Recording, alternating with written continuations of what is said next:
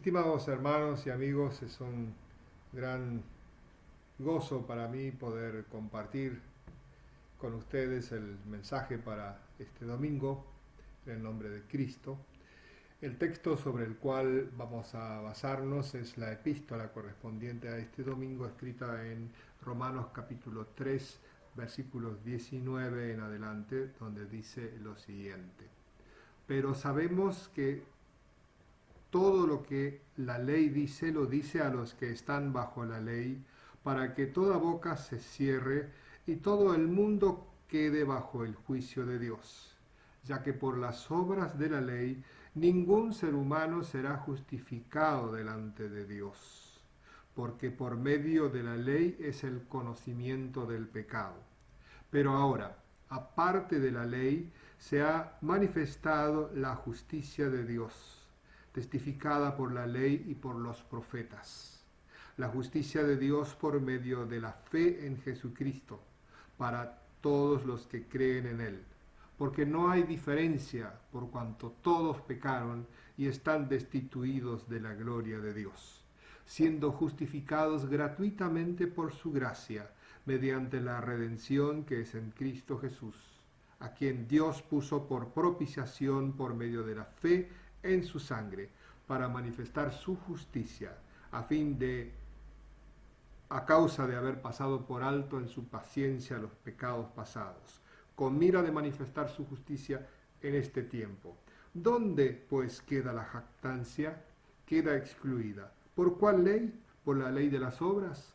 No, sino por la ley de la fe. Concluimos, pues, que el hombre es justificado por la fe sin las obras de la ley. Queridos hermanos, el mes de octubre es el mes en el cual recordamos especialmente la reforma del siglo XVI. Precisamente fue un 31 de octubre de 1517 en que Martín Lutero compuso y expuso las llamadas 95 tesis, que eran 25 puntos en los cuales él veía que la iglesia de su tiempo estaba errando y se estaba alejando de las escrituras, de la Biblia, ¿no? Especialmente en cuanto a la venta del perdón de pecados a través de las famosas indulgencias. Lutero fue un hombre que creció en un tiempo en el cual la gente en general fue enseñada a pensar que Dios es un juez riguroso y vengativo. Por eso el niño y el joven Lutero, cada vez que cometía un error, estaba realmente muy mal. Se sentía muy mal, porque pensaba siempre en el castigo de Dios. Su mayor preocupación era su pecado y sobre todo el castigo de Dios y el miedo a morir bajo ese pecado. Fue por esa razón que un día Martín Lutero, en medio de una tormenta que lo puso al borde de la muerte, dejó sus estudios universitarios y se hizo monje, porque en ese tiempo se decía que esa era la manera más segura de llegar directamente a Dios y hacer buenos puntos para uno mismo. Y así también llegó a ser cura o sacerdote. Como tal, Lutero en cierto momento fue llamado para ser profesor en la Universidad de Wittenberg en Alemania. Y allí tuvo oportunidad de estudiar las Sagradas Escrituras. Y ahí él empezó a comprender el amor de Dios, que Dios amó de tal manera al mundo que dio a su Hijo único para que todo aquel que en él crea no se pierda, sino que tenga la vida eterna. Se dio cuenta que Jesucristo, el Hijo de Dios, se encarnó para cumplir por nosotros como nuestro sustituto y para pagar nuestros pecados bajo la justicia y la ira de Dios.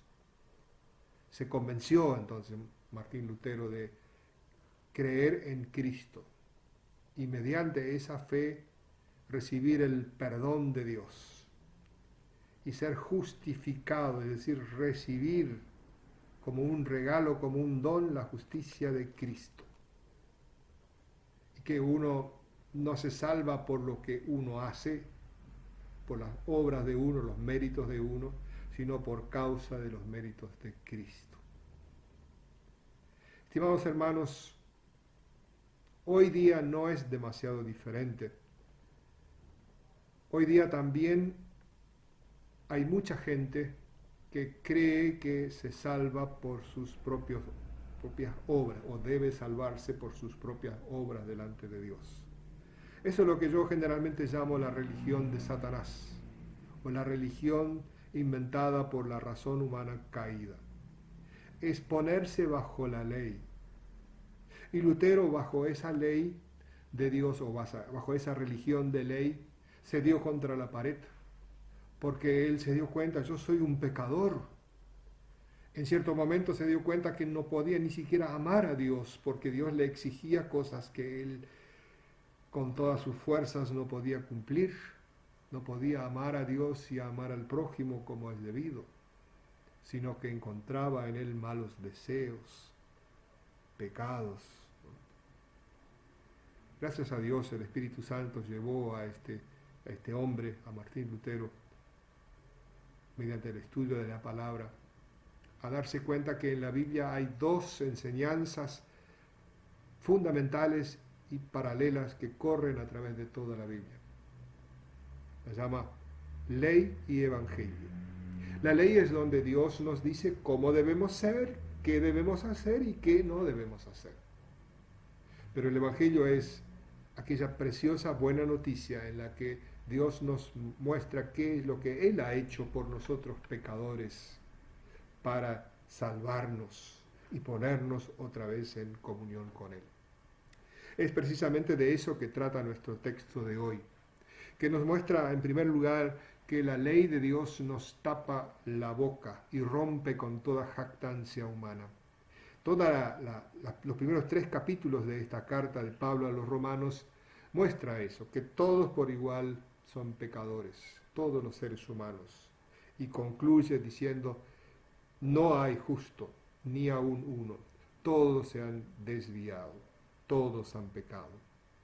Es por lo tanto absolutamente inútil buscar ser aprobados mediante nuestro propio cumplimiento de la ley, porque todos los seres humanos por igual estamos bajo el poder del pecado y jamás podremos ganarnos el cielo mediante nuestras propias obras o por nuestro merecimiento.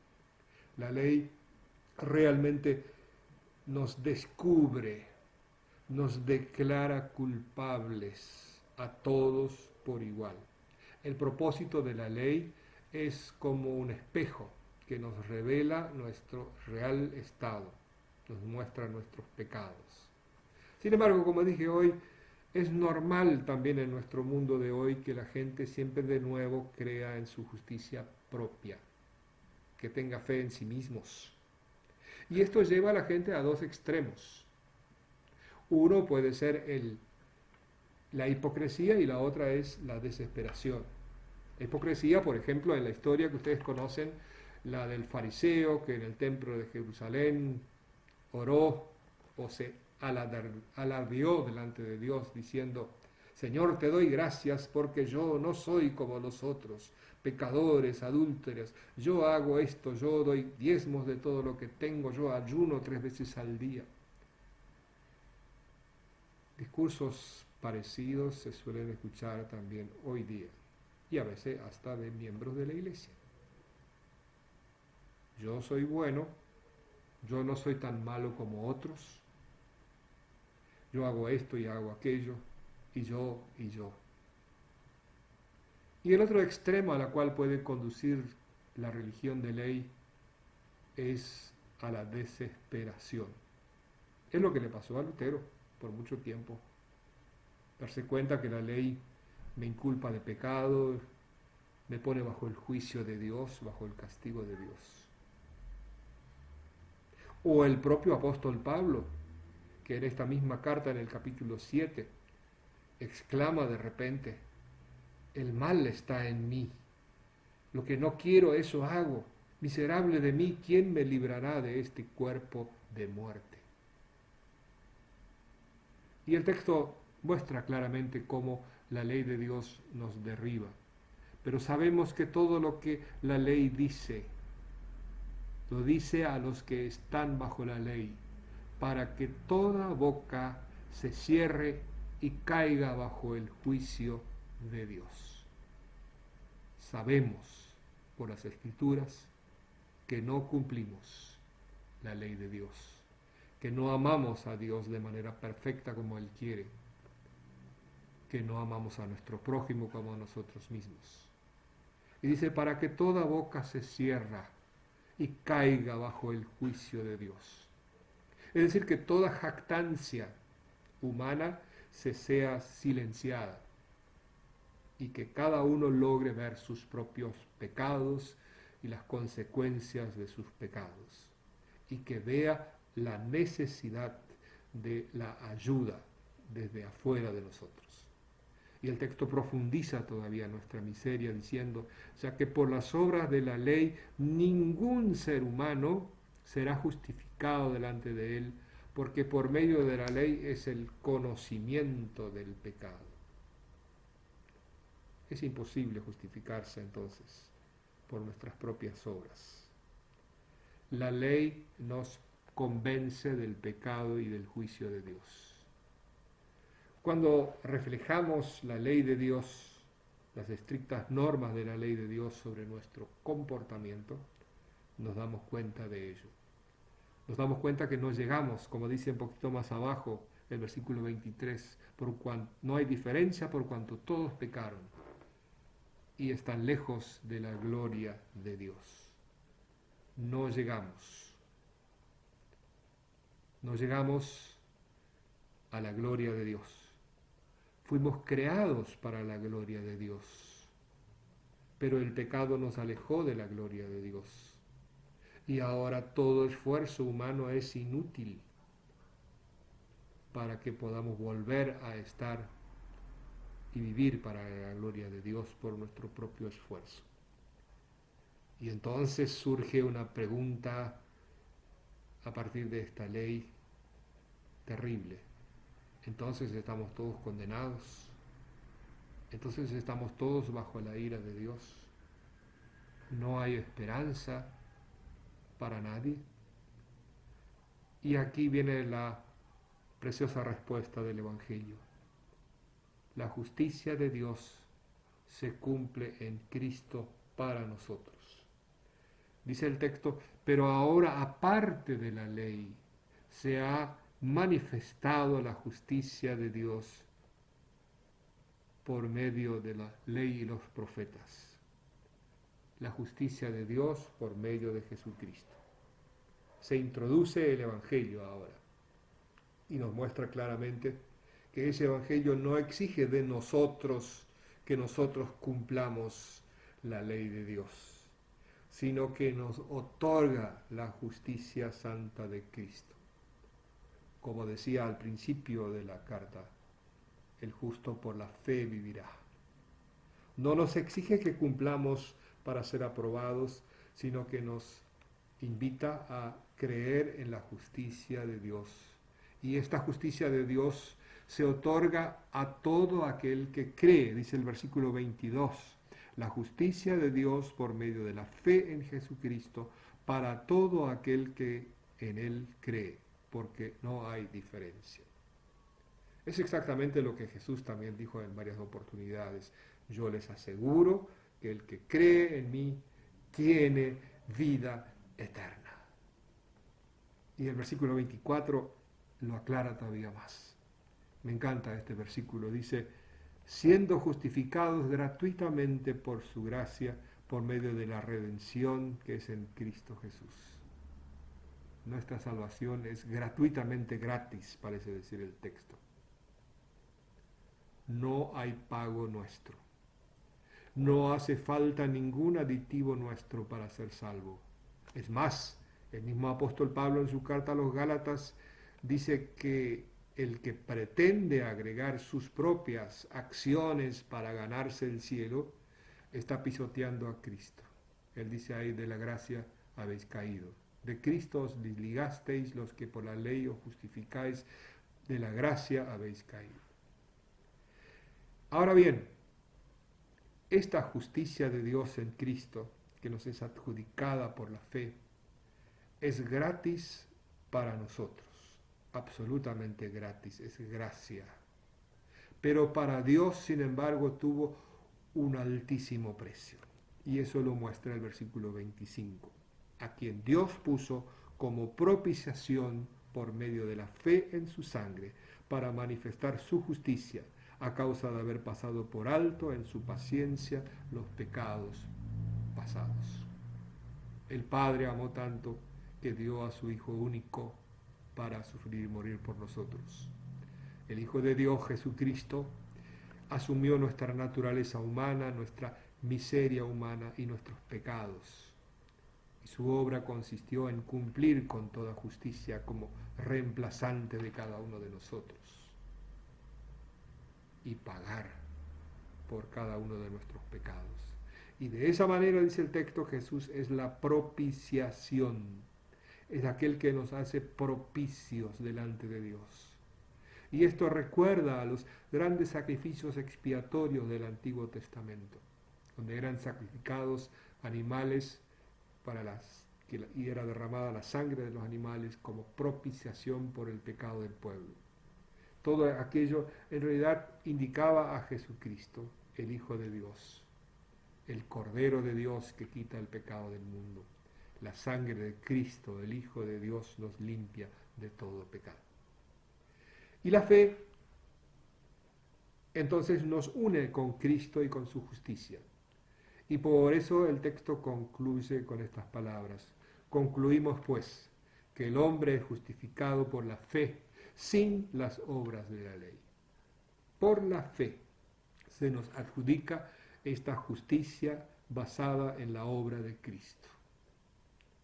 Con esta fe, Dios ya no mira nuestras imperfecciones, nuestras debilidades y nuestros muchos pecados, sino que nos mira a través de su Hijo, de Cristo, que cubre con su justicia todo nuestro pecado. Y de esta manera nos ve como justos, como santos, como inocentes, como amados hijos, como herederos de su reino. Y esta fe, entonces, descarta toda jactancia. El texto anterior, el versículo anterior dice, ¿dónde queda la jactancia? ¿Bajo qué ley? ¿Queda excluido bajo qué ley? ¿Bajo la ley de las obras? No, sino bajo la ley de la fe, dice ahí.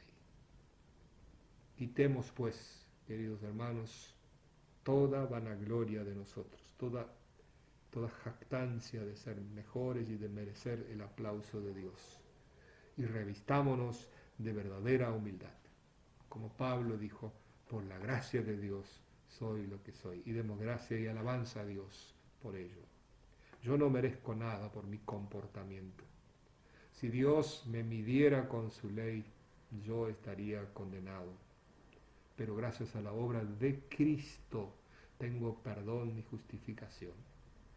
Fíjense que tener esta fe es confiar totalmente en la gracia de Dios en Cristo, no en algo en mí, en mi propio poder, en mi bondad, sino creer y estar seguro de que por causa de Cristo Dios realmente me perdona, me adjudica la justicia de Cristo. Si alguien pretende quitar la salvación de las manos de Cristo donde funciona y ponerlas otra vez en sus propias manos, donde ciertamente va a fracasar. Nuestro valor no está en creernos buenos o en tratar de arreglar nuestras cuentas con Dios, con nuestra acción, sino en estar unido a Cristo por medio de la fe. Así somos santos, somos justos, somos hijos de Dios, somos ricos y somos herederos de la gloria de Dios. Para concluir, mis estimados hermanos y amigos, al igual que Martín Lutero, nosotros necesitamos aprender a desechar todo vestigio de aquella religiosidad natural que yo llamo religión de Satanás, de creernos buenos suficientes y de tratar de ganarnos la salvación por nuestras obras. Porque esa es una falsa religión que nos pone bajo la ley, y allí bajo la ley estaríamos condenados por ser pecadores. Es, por lo tanto, imprescindible que hoy y todos los días te ubiques bajo el Evangelio de Jesucristo, que te arrepientas de tus pecados y que luches contra tus pecados, ciertamente, pero que te aferres fundamentalmente de Cristo y su justicia, confiando completamente en Él. Así podrás comparecer ante Dios, ahora, todos los días, y también en la hora de tu partida de este mundo. Como dice una antigua oración, que también está en uno de nuestros himnos: tu sangre, oh Cristo, y tu justicia, mi gloria y hermosura son. Feliz me acerco al Padre eterno, vestido así de salvación. Hermanos, ahora somos amados hijos de Dios bajo Cristo. Amemos y alabemos a Dios y sirvámosle conforme a sus mandamientos. Sirvámosle con gusto, obedezcámosle con gusto, pero no para ser salvos, sino porque somos salvos, porque somos hijos de Dios en Cristo. Amén. Que Dios los bendiga.